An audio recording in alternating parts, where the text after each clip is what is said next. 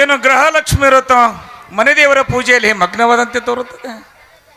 ಅಂತೂ ಪ್ರಸಾದ ಸಾಕು, ಸುಮ್ಮನೆ ಇರಿ. ನೀವು ಬಿಟ್ರೆ ತಾನೇ ನಾನು ಬೀಗ ಎದ್ದು ಬರೋದು.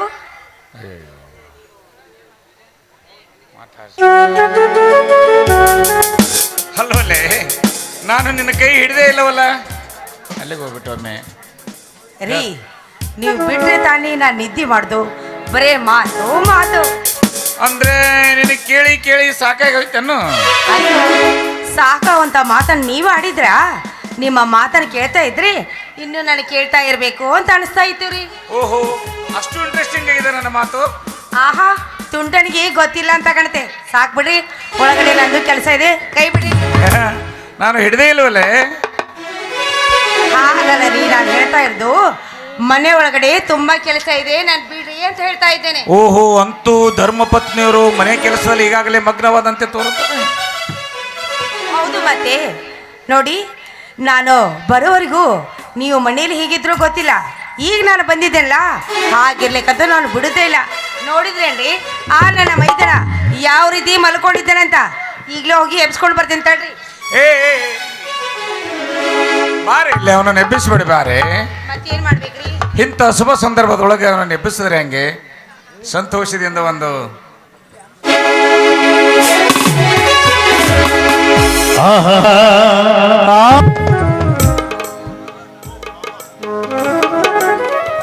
ಓಹೋ, ಬಾ ಮಾವ.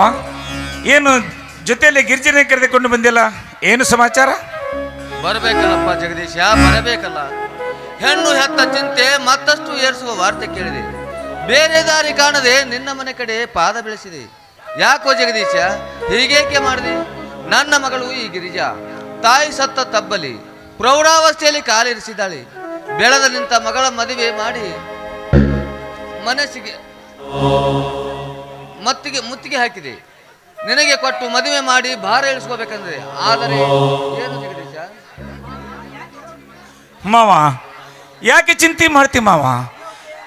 ಗಿರಿಜೆಯನ್ನು ನಾನು ಯಾವತ್ತೂ ಆ ದೃಷ್ಟಿಯಿಂದ ನೋಡಿದವನಲ್ಲ.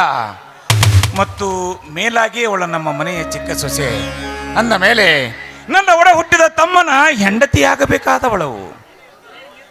ನೋಡು ಮಾವ, ಈ ನಿರ್ಧಾರ ಮಾಡೇ ನಾನು ಗೌರಿಯನ್ನು ಪ್ರೀತಿಸಿ ಮದುವೆಯಾದದ್ದು ಮಾವ. ಅಂದರೆ ನನ್ನ ಮಗಳು ಗಿರಿಜಾ ಈ ಮನೆ ಸೊಸೆ ಆಗೋದು ಖಂಡಿತ? ಓ, 100ಕ್ಕೆ 100 ಸತ್ಯ ಮಾವ. ಸಾಧ್ಯವಿಲ್ಲ. ಯಾಕಂದರೆ ಸಂಗಮೇಶ ಇನ್ನೂ ಗುರಿ ಮುಟ್ಟಬೇಕು, ಮಿಲಿಟರಿ ಸೇರಬೇಕು, ದೇಶ ಸೇವೆ ಮಾಡಬೇಕು ಅಂತ ಏನೇನೋ ಕನಸು ಕಟ್ಟಿಕೊಂಡಿದ್ದಾನೆ.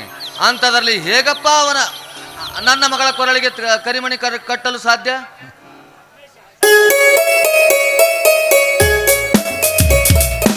ಯಾಕೆ ಒಪ್ಪುವುದಿಲ್ಲ ಮಾವ? ನಾವಿಬ್ಬರು ಅಣ್ಣ ತಮ್ಮಂದಿರು ಈ ವಿಚಾರ ಮಾಡಿ ಬಿಟ್ಟಿದ್ದೇವೆ. ತಾಯಿ ಸತ್ತ ತಂಗಿ ಮಕ್ಕಳನ್ನು ನಿನ್ನ ಮಕ್ಕಳಂತೆ ಬೆಳೆಸಿ ದೊಡ್ಡವರನ್ನಾಗಿ ಮಾಡಿ, ಮೇಲಾಗಿ ತಾಯಿ ಸತ್ತ ಗಿರಿಜೆಯ ಸೋದರ ಸೊಸೆಯೂ ಕೂಡ ಅವಳಿಗೆ ಬಾಳು ಕೊಡುವುದು ಆಗುವುದಿಲ್ಲ ಅಂದರೆ ಹೇಗೆ? ಇನ್ನು ನೀನೇ ನಿನ್ನ ಮಗಳ ಕೊಡೋ ಮನಸ್ಸು ಮಾಡಿದ್ದೀಯೋ ಇಲ್ಲೋ? ಅಯ್ಯೋ, ಹಾಗನ್ನಬೇಡ್ರಪ್ಪ. ದೊಡ್ಡ ಸಮಸ್ಯೆಯ ಭಾರ ಹೊತ್ತು ಭಿಕ್ಷೆಗೆ ಬಂದ ನನಗೆ ಕೇಳುವುದಕ್ಕಿಂತ ಮೊದಲೇ ನೀಡಿ ಬಿಟ್ಟಿದ್ದೀರಿ ನೀವು. ನೀವಿಬ್ಬರು ನೀತಿವಂತರು, ವಿದ್ಯಾವಂತರಪ್ಪ. ಅದಿರಲಿ ಮಾವ, ಈ ಚಿನ್ನಕುಳ್ಳಿ ಮೌನವಾಗಿ ನಿಂತಿದ್ದಾಳಲ್ಲ, ಇವಳಿಗೆ ಒಂದು ಮಾತು ಕೇಳಿ ನಿರ್ಧಾರ ಮಾಡಿ. ಅವಳಿಗೆ ಏನು ಕೇಳೋದಪ್ಪ? ನಿನ್ನ ಸೋದರ ಸಸ್ಯ ಅಲ್ಲವೇನು? ಸ್ವತಃ ಮಾಡಿ ನೀನು ಕೇಳಿ ನೋಡು ಸಂಗಮೇಶ್. ಓ ಹೌದಲ್ಲ, ನಾನೇ ಕೇಳುತ್ತೀನಿ. ಏನೇ ಚಿನ್ನಕುಳ್ಳಿ, ನನ್ನನ್ನು ಮದುವೆಯಾಗುತ್ತೀಯಾ? ಆಗೋದಿಲ್ಲ. ಯಾಕಮ್ಮ ಹೀಗಂತಿ? ಒತ್ತಾಯ ಮಾಡಬೇಡ ಮಾವ, ಒತ್ತಾಯ ಮಾಡಬೇಡ. ಮನಸ್ಸಿದ್ದರೆ ಮಾತ್ರ ಮದುವೆ, ಅದನ್ನು ಬಿಟ್ಟು ಒತ್ತಾಯ ಮಾಡಬೇಡ ಮಾವ. ಯಾರು ಒತ್ತಾಯ ಮಾಡುವ ಅವಶ್ಯಕತೆಯೇ ಇಲ್ಲ. ಒತ್ತಾಯ ಮಾಡುವಂತ ಪ್ರಸಂಗವಾದ್ರೆ ಏನಿದೆ ಹೇಳಿ? ನಾನೇ ಹೇಳಿದ್ದು, ಸಂಗಮೇಶ್ ಮಾವ ನನ್ನನ್ನು ಮದುವೆ ಆಗ್ತೀಯಾ ಅಂತ ಕೇಳಿದ. ಅದಕ್ಕೆ ನಾನು ಆಗೋದಿಲ್ಲ ಅಂತ ಹೇಳಿದೆ. ಯಾಕೆ ಅಂತ ಯಾರಾದ್ರೂ ಕೇಳಿದ್ರಾ? ಇದು ಒಬ್ಬ ಮಾತು ಅಂದ್ರೆ ಕೇಳಬೇಕಾಗಿದ್ದು ನಮ್ಮ ಧರ್ಮ, ಹೌದಲ್ಲನೋ ಸಂಗಮೇಶ್? ಧರ್ಮ ಅಂತ ನಿಲ್ಬೇಡಿ ಮಾವ, ಈಗಲಾದ್ರೂ ಯಾಕೆ ಅಂತ ಕೇಳಿ. ಸರಿ, ನಾನೇ ಕೇಳುತ್ತೇನೆ. ನನ್ನನ್ನು ಯಾಕೆ ಮದುವೆ ಆಗೋದಿಲ್ಲ? ನೀವು ಯಾಕಂದ್ರೆ ನೀವು ನನ್ನನ್ನು ಮದುವೆ ಆಗ್ತಾ ಇದ್ರಲ್ಲ, ಮುಗಿದು ಹೋಯ್ತು. ಮತ್ತೆ ನಾನು ಯಾಕೆ ನಿಮ್ಮನ್ನು ಮದುವೆ ಆಗ್ಬೇಕು? ಎಲ್ಲಾ ಕಳ್ಳಿ, ನೋಡಿದೆಯ ಮಾವ, ನಿನ್ನ ಮಗಳು ಎಲ್ಲರ ದಿಗಿಲು ಬಿಡಿಸಿದಳು. ಹೌದಪ್ಪ, ನಾನು ಬಹಳ ಹೆದರಿದ್ದೆ. ಎಷ್ಟೇ ಆಗಲಿ ಅವಳು ನಿಮ್ಮ ಸೊಸೆ. ಮಾವಂದರಷ್ಟು ಅವಳಿಗೂ ಬುದ್ಧಿವಂತಿಕೆ ಇದೆ. ತಡಿ ಮಾವ, ಅವಳಿಗೆ ಬುದ್ಧಿ ಕಲಿಸಿ ಬರುತ್ತೇನೆ. ಸಂಗಮೇಶ, ಅದಿರಲಿ ಜಗದೀಶ.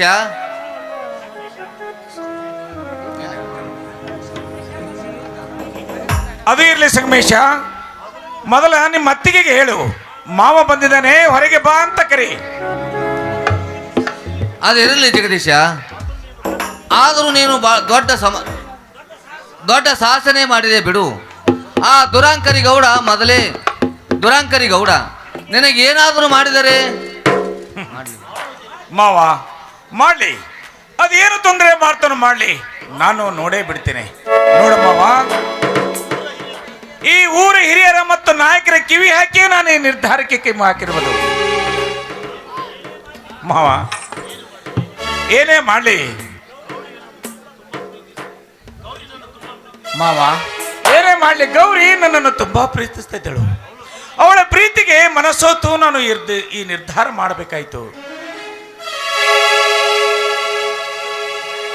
ನೋಡು ಮಾವ, ನಾವು ಈ ಕೆಲಸಕ್ಕೆ ಧೈರ್ಯ ತುಂಬಿಕೊಳ್ಳಲೇಬೇಕಾಯ್ತು ಮಾವ, ಧೈರ್ಯ ತುಂಬಿಕೊಳ್ಳಲೇಬೇಕಾಯ್ತು. ಮಾವ ದಯವಿಟ್ಟು ತಪ್ಪು ತಿಳಿದುಕೊಳ್ಳಬೇಡ. ಏಕೆಂದರೆ ಈ ವಿಷಯ ನಾನು ನಿನಗೆ ತಿಳಿಸಲಿಲ್ಲ. ಒಂದು ವೇಳೆ ಈ ವಿಷಯ ನಿನಗೆ ನಾನು ತಿಳಿಸಿದ್ದೆ ಆದರೆ ಆ ದುಷ್ಟರ ಸಹವಾಸ ಬೇಡ ಎಂದು ಹೇಳ್ತಿ ಅಂತ ನಿನಗೆ ಹೇಳಿಲ್ಲ ಮಾವ. ದಯಮಾಡಿ ನನ್ನನ್ನು ಕ್ಷಮಿಸು ಮಾವ, ನನ್ನನ್ನು ಕ್ಷಮಿಸು. ಏನಪ್ಪ, ನಾ ಬೇಡ ಅಂತ ಹೇಳಿದ್ನೋ ಇಲ್ಲೋ, ಕೇಳ್ತಿದೋ ಇಲ್ಲೋ, ಅದೆಲ್ಲ ಮುಗಿದು ಹೋದ ಕತೆ. ಏನೋ ದೈವ ನಿಮ್ಮಿಬ್ಬರನ್ನು ಕೂಡಿಸಿದೆ. ಅದಕ್ಕೆ ಆ ದೇವರ ಪ್ರೇರಣೆಯೂ ಇದ್ದೇ ಇದೆ. ಮಧ್ಯದಲ್ಲಿ ನಾನು ಬೇಡ ಅನ್ನೋರು ನಾನು ಯಾರು, ಆ ಅವರಪ್ಪನ ಯಾರು? ಹನಿ ಅಕ್ಕಿ ಕೂಡಿ ಬಂದರೆ ಹಡದವರು ಕೂಡ ಬೇಕೆಂದಿಲ್ಲ. ಮಾತು ಸತ್ಯವಾಯಿತು. ಅದಕ್ಕೆ ಆ ದೇವರ ಇಚ್ಛೆಯಪ್ಪ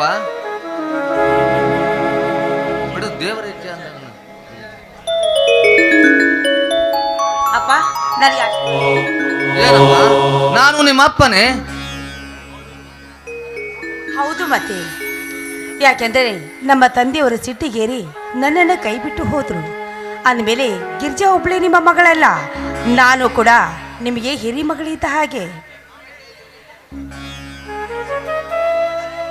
ಅಯ್ಯೋ ಅತ್ತಿಗೆ, ಆದಷ್ಟು ಬೇಗ ಅಲ್ಲ, ನನಗೆ ನೌಕರಿ ಸಿಕ್ಕ ಮೇಲನ್ನಿ. ನಿಮಗೆ ನೌಕರಿ ಸಿಕ್ಕ ಮೇಲೆ ಮದ್ವೆ ಆಗಿ, ನಾನೇನು ಅದರೊಳಗೆ ಮದ್ವೆ ಆಗಿ ಅಂತ ನಿಮ್ನೇನು ಕಾಲ್ ಕೆದ್ರೆ ನಿಂತಿಲ್ಲ. ನೋಡಿದೆಯ ಮಾವ, ನಿನ್ನ ಮಗಳಿಗೆ ಜಂಬ ಎಷ್ಟಿದೆ ಅಂತ? ನೋಡ್ರಪ್ಪ, ಈ ವಿಷಯದಾಗ ನನಗ್ಯಾಕೆ ಬಲಿ ಮಾಡ್ತೀರಿ? ಮಾವ ಸೊಸೆಯರು ಒಂದಾದ ಮೇಲೆ ನಾನ್ಯಾಕೆ ತಲೆ ಕಳಿಸಿಕೊಳ್ಳಲಿ? ಒಟ್ಟಿನ ಮೇಲೆ ಅವಳು ನಿಮ್ಮ ಹೆಂಡತಿ ಅಂದ ಮೇಲೆ ಅವಳ ಜಂಬ ಮುರಿಯುವುದ ಕೆಲಸ ನಿಮ್ಮದಲ್ಲನೋ ಜಗದೀಶ? ಹೌದು ಹೌದು ಮಾವ, ಈ ಶುಭ ಸಂದರ್ಭದಲ್ಲಿ ಎಲ್ಲರೂ ಸಿಹಿ ಊಟ ಮಾಡಿ ಹೋದ್ರನ್ನೇ ಚೆನ್ನಾಗಿಲ್ಲವೇ? ನಡ್ರಿ ಹಾಗಾದ್ರೆ.